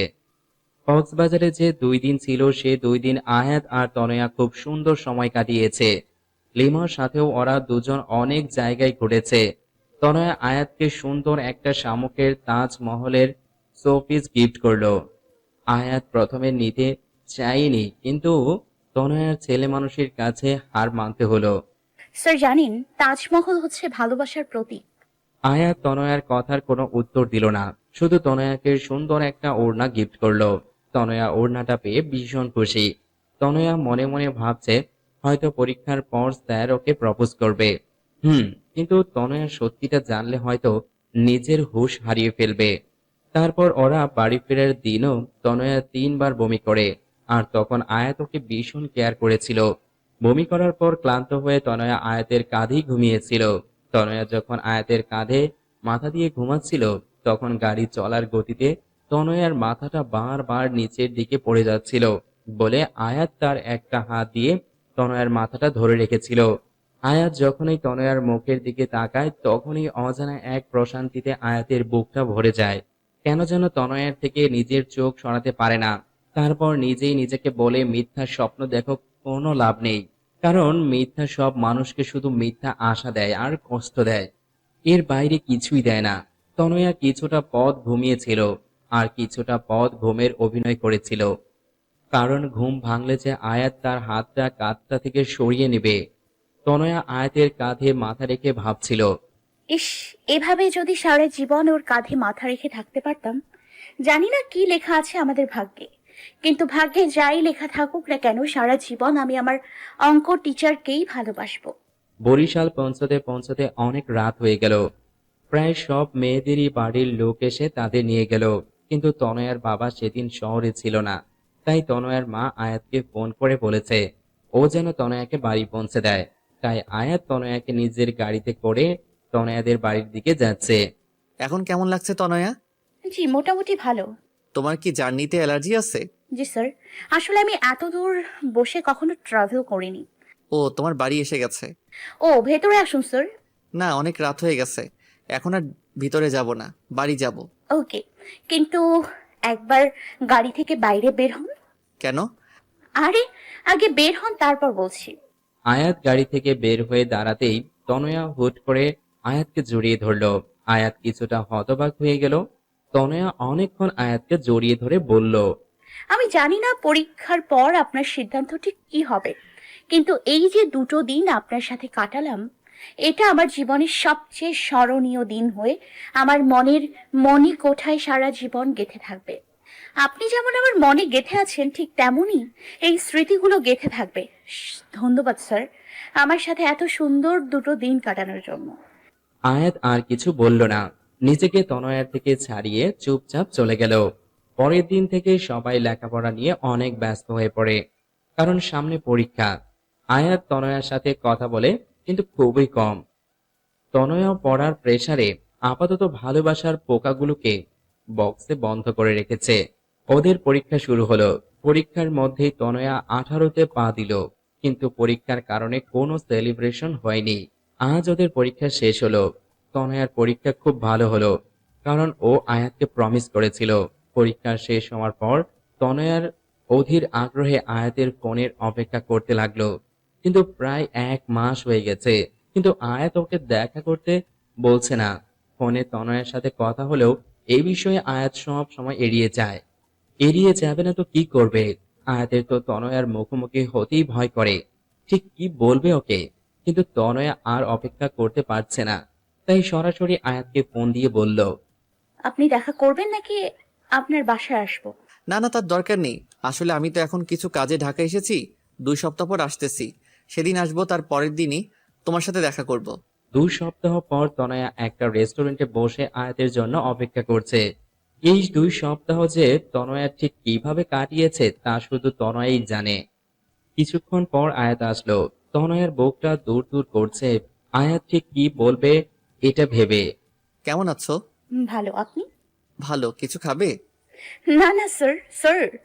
তারপর দুজন অনেকক্ষণ নীরবতা পালন করলো, কিন্তু তনয়া আর অপেক্ষা করতে পারছে না। গত 4 বছরের বেশি সময় ধরে অপেক্ষা করেছে, তাই মুখ ফসকে বলেই ফেলল, স্যার, আপনি যেন কি বলতে চাইছিলেন? হ্যাঁ, কিন্তু ঠিক কিভাবে বলবো সেটা ভাবছি। এত ভাবাভাবির দরকার নেই, সরাসরি বলে দেন। আমি শোনার জন্য রেডি। প্লিজ, আল্লাহ ভালো কিছু যেন বলে। আয়াত কিছুক্ষণ ভেবে বলল। তনয়া, আমার বিয়ে ঠিক হয়ে গেছে। তনয়া অবাক চোখে আয়াতের দিকে তাকালো। তারপর আয়াত ওর বাবার, ওর ভাইয়ার সব কথা বলল।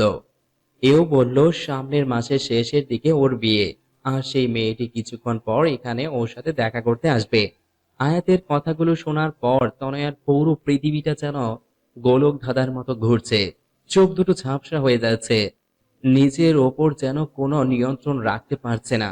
চিৎকার করে কাঁদতে ইচ্ছে করছে, কিন্তু শত কষ্টে তনয়া নিজেকে আটকাচ্ছে। প্লিজ তনয়া, আমাকে মাফ করে দাও। আর প্লিজ নিজের উপর নিয়ন্ত্রণ রাখার চেষ্টা করো। আসলে আমি থাক স্যার, আপনার আমাকে কোনো এক্সপ্লেনেশন দেওয়ার দরকার নেই। আমি আপনাকে জানি। আর আয়াতকে অবাক করে দিয়ে তনয়া বলল। মেয়েটির নাম কি স্যার? আমি জানি না। কি বলেন? যার সাথে বিয়ে হবে তার নাম জানেন না? This is not fair sir. আচ্ছা, ভাবি কি এখন আসবে? আয়াত তনয়ার কথায় হতবাক হয়ে গেল। তারপর বলল। হুম। আমি কি তাকে একবার দেখতে পারি?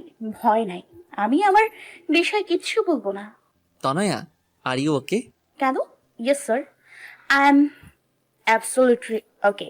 আরে আপনি আবার এটা ভাবছেন না তো যে আমি উল্টাপাল্টা কিছু করে ফেলবো? পাগল নাকি স্যার? আমি তনয়া, আর আমি এতটা সাহসী নই যে নিজের জাহান্নামের টিকিট নিজে কাটবো।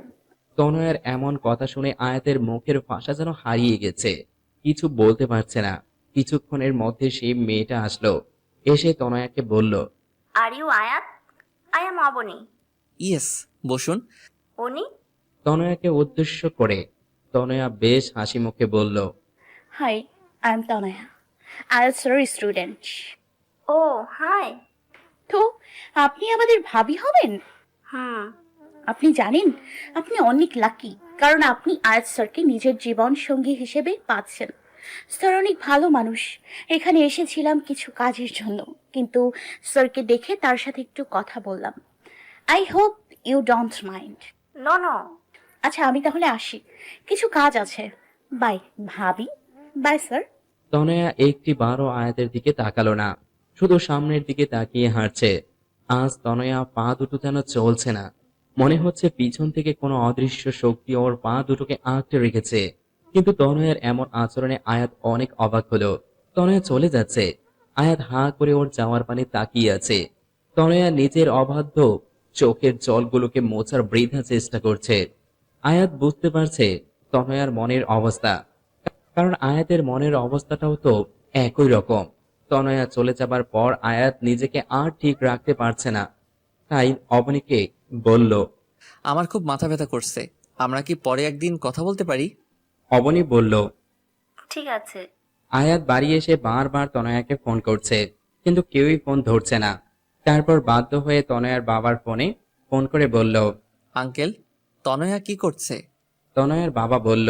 তনয়া নাকি টিভি দেখছে, কার্টুনও দেখছে আর পাগলের মতো হাসছে। এই মেয়েটা না পুরো পাগল। আয়াত বলল। আঙ্কেল, ফোনটা একটু তনয়াকে দিবেন। তনয়ের বাবা ফোনটা তনয়াকে দিয়ে বলল। আয়াত ফোন করেছে। হ্যালো স্যার, কেমন আছেন? ভাবি কেমন আছে? স্যার শোনেন, বিয়ে করছেন, আমাদের কিন্তু বড় করে একটা ট্রিট দিতে হবে, ঠিক আছে? আয়াত তনয়ার এরূপ কথা শুনে পুরো থ হয়ে গেল।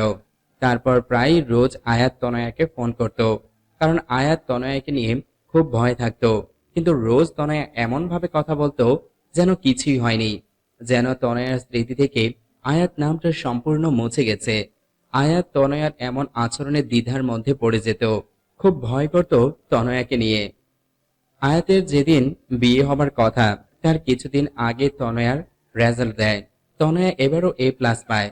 সবাই খুব খুশি হয় আয়াতও। কিন্তু এত খুশির মাঝেও আয়াত আর তনয়ার বুকের ভিতরটা জ্বলে পুড়ে ছারখার হয়ে যাচ্ছে। আর আজ আয়াতের গায়ে হলুদ। আর মজার ব্যাপার কি জানেন? আয়াতের গায়ে প্রথম হলুদটা তনয়াই ছুঁয়েছে। আর গিফট হিসেবে আয়াতের দেওয়া ওড়নাটা আয়াতকে দিয়ে বলেছে, এটা অবনী ভাবির জন্য। কারোর শখের জিনিস নিজের কাছে রাখতে নেই। আয়াত কোনো কথা না বলে চুপচাপ ওড়নাটা হাতে নিল। সবার সাথে খুব হাসি হাসি মুখ করে কথা বলেছে তনয়া, কিন্তু ওর মনের ভিতরটা হয়তো আয়াত ছাড়া আর কেউই বুঝতে পারছে না। গায়ে হলুদের পর্ব শেষে আয়াত তনয়াকে বলল। তোমার সাথে আমার কিছু কথা আছে, আমার সাথে এসো।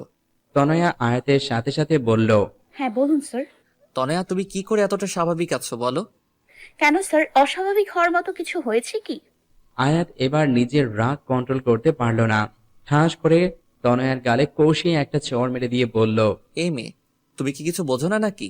নাকি তোমার বোধগম্য শক্তি সব শেষ হয়ে গেছে? তনয়া নিজের গালে হাত দিয়ে। আবার মারলেন? এবার কোন অধিকারে মারলেন? আর হ্যাঁ, you are too late sir. আর কথাটা বলার আগেই আয়াত তনয়াকে দেয়ালের সাথে চেপে ধরে বলল। অধিকার কি? অধিকার, তাই না? তোমার উপর যদি আমার অধিকার না থাকে তাহলে কারো নাই। এত রাগ দেখানোর কোনো প্রয়োজন নেই। কিসের জোরে আপনি আমার উপর অধিকার খাটাচ্ছেন? এই বলে তনয়া চলে যেতে চাইলে আয়াত তনয়াকে আরো শক্ত করে দেওয়ালের সাথে চেপে ধরে। আয়াত তনয়ার একদম কাছে চলে যায়, এতটা যে একে অপরের নিঃশ্বাসের অনুভূতি পাচ্ছিল। আয়াত তনয়ার কাছে গিয়ে বলল। আমার ভালোবাসার জোরে আমি তোমার উপর অধিকার খাটাচ্ছি।